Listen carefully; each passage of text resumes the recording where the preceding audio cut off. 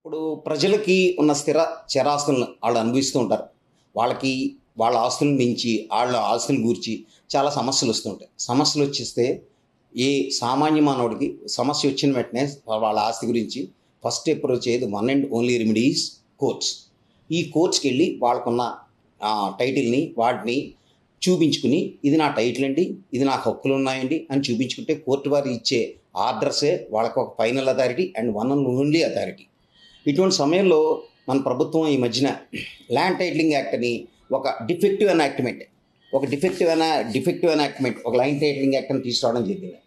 దీంట్లో ఈ యాక్ట్ చాలా చిన్న యాక్ట్ అండి, అందరూ చదవచ్చు, తెలుసుకోండి.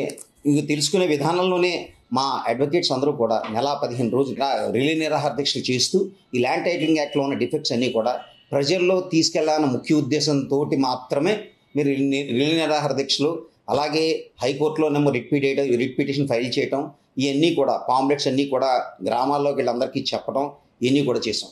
అసలు ఈ యాక్ట్ ఎందుకు మనకు మైనస్ పాయింట్ అసలు ఏంటంటే, ఇప్పుడు ఈ పరిస్థితుల్లో ఎప్పుడైతే మనం సమస్యలు వచ్చినప్పుడు కోర్టులకు వెళ్ళి మనం నిరూపించుకుని మనం చేసుకుంటున్నామో, ఇటువంటి విధానాలన్నిటి కూడా పక్కన పెట్టి ఓన్లీ రెవెన్యూ అథారిటీస్ అంటే గవర్నమెంట్ అపాయింట్ చేసిన అధికారులకు మాత్రమే, అంటే రెవెన్యూ అధికారులందరికీ కూడా ఈ అధికారాలు ఇచ్చి వాళ్ళనే టైటిల్ డిసైడ్మెంట్ కింద అపాయింట్ చేయడం, టైటిలింగ్ ఆఫీసర్స్ కింద అపాయింట్ చేయడం కూడా జరిగిందండి.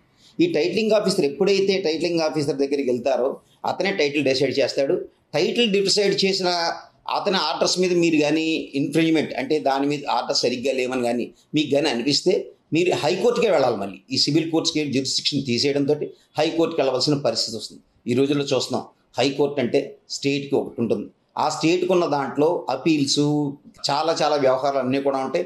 దాంతోపాటు ఒరిజినల్ జ్యూరిస్డిక్షన్ ఈ టైటిలింగ్ మీద కూడా ఇవ్వడంతో చాలా ఇబ్బందులు కూడా ముందు కూడా చాలా ఫేస్ చేయాల్సి వస్తుంది. దీని మీద ఎన్లైటన్ చేయడానికి మాత్రమే మీరు చేస్తున్నాం. అలాగే ల్యాండ్ టైటిలింగ్ ఆఫీసర్కి ఇంకో అధికారం కూడా ఇచ్చారు. ఎప్పుడైతే ఒక థర్డ్ పర్సన్ వచ్చి మీ ప్రాపర్టీ అతనిది కాదండి నాదని అప్లికేషన్ పెడితే అతను ట్రాన్స్ఫర్ చేసే అధికారం కూడా అతనికి ఇచ్చారు. ఆ ట్రాన్స్ఫర్ అయిన ప్రాపర్టీ తన పేరు మీద ఉన్న ప్రాపర్టీ వేరే వాళ్ళకి ట్రాన్స్ఫర్ అయిందా లేదో చూసుకోవాల్సిన బాధ్యత కూడా భూ హక్కుదారిదే ఉంటుంది. అతనికి తెలుస్తుందండి ఎవరు ట్రాన్స్ఫర్ చేస్తారో, ఎందుకు ట్రాన్స్ఫర్ చేస్తున్నారో తెలియకుండా ఒక 20 days టైం ఇచ్చారు అంతే. ఆ 20 days లోపల నీ యొక్క నిరూపణ లేకపోతే నీ టైటిల్ పోయినట్టే. ఇటువంటి ఫిల్తీ అనే లాంగ్వేజ్ కంటే కూడా ఒక సామాన్య మానవుడికి కూడా హక్కులు లేకుండా వాళ్ళ హక్కులకు భంగం కలిగించే విధంగా తీసుకొచ్చిన ఎనాక్ట్మెంట్ని మనం ఖచ్చితంగా ప్రజలందరూ దీన్ని ఖండించాలి. దీని గురించినే మేము అడ్వకేట్స్ అందరూ కూడా చాలా రీతుల్లో దీన్ని ప్రజల్లో కూడా తీసుకెళ్ళడం జరిగింది. ఇది చూసి ప్రతిపక్షాలు కూడా, ఇప్పుడు ఎలక్షన్ టైం కదా, ప్రతిపక్షాలు కూడా దీన్ని మేము రూపుమాపుతాం, మేము తప్పకుండా యాక్ట్ కూడా చాలా వన్ సైడ్గా ఉందని చెప్పడం జరిగింది. ఇన్ కేస్ అదే జరిగితే కనుక తప్పకుండా మేము హర్షించేది ఫస్ట్ న్యాయవాదులే. ఎందుకంటే మనం చూస్తున్నాం, ఎప్పుడైతే ఈ స్వాతంత్రోద్యమం నుంచి ప్రతి ఇష్యూలోనూ మన స్టేట్ బైఫర్కేషన్ నుంచి కూడా ప్రజలందరికీ కూడా సామాజిక న్యాయం జరగాలి, ప్రజల్లో అవేర్నెస్ తీసుకురావాలని న్యాయవాదులే ముందుంచుంటున్నారు. ఎందుకంటే ఇక్కడ వాళ్ళకి బెనిఫిట్స్ వస్తాయని కాదు, వచ్చే చట్టాలన్నీ కూడా ప్రజల దృష్టికి తీసుకెళ్ళి వాళ్ళకి జరిగే అన్యాయాలని వాళ్ళని చెప్పడానికనే ముఖ్య ఉద్దేశంతో మాత్రమే న్యాయవాదులందరూ కూడా దీన్ని చేయడం జరిగింది. అందులో భాగంగానే ఈ ల్యాండ్ టైటిలింగ్ యాక్ట్ని కూడా రద్దు చేయాలి వెంటనే. లేదంటే సామాన్య మానవులు అందరూ కూడా, సామాన్య ప్రజలానికి అందరూ కూడా చాలా సఫర్ అవుతారు ముందు. అంతే తప్ప వేరే ఉద్దేశమే లేదు. దీని గురించని ఇప్పుడున్న ప్రభుత్వం మరి మేము యాజిటేషన్ చేస్తున్నది ఎందుకు చేస్తున్నారు ఏంటి అని దాని గురించి కూడా ప్రశ్నించకుండా ముందుకు పోతూ అనేక జీవోలను పాస్ చేస్తూ, నిన్న కూడా ఏదో జీవో వచ్చింది దీని మీద. దానికి కూడా మన డిఐజీకి వాళ్ళకి డైరెక్షన్ ఇచ్చి ఈ మన రిజిస్ట్రేషన్ అథారిటీ కూడా దానికి కూడా కొన్ని డైరెక్షన్ ఇవ్వడం జరిగింది. అది కూడా పూర్తిగా ఇంకా రావాల్సి ఉంది. అది కూడా వస్తే ఈ ల్యాండ్ టైటిలింగ్ యాక్ట్ని వాళ్ళు సమర్థిస్తున్నట్టుగానే కనబడుతుంది ఇప్పుడున్న ప్రభుత్వం.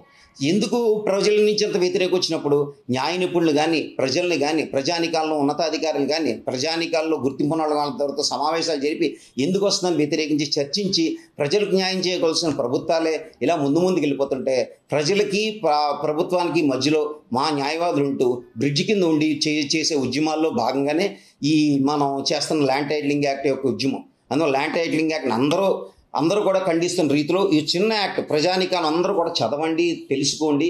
అందరూ కూడా న్యాయవాదులు ఎందుకు చేస్తున్నారు ఏంటో తెలుసుకోండి. ఒక్కొక్క విషయం చెప్తానండి. ఇందులో న్యాయవాదులకు వచ్చేది మైనస్ పాయింట్ లేదు. ఏదో సమస్యలన్నీ కూడా కోర్టు నుంచి వెళ్ళిపోతున్నాయి, న్యాయవాదులు బాధపడుతున్నారు.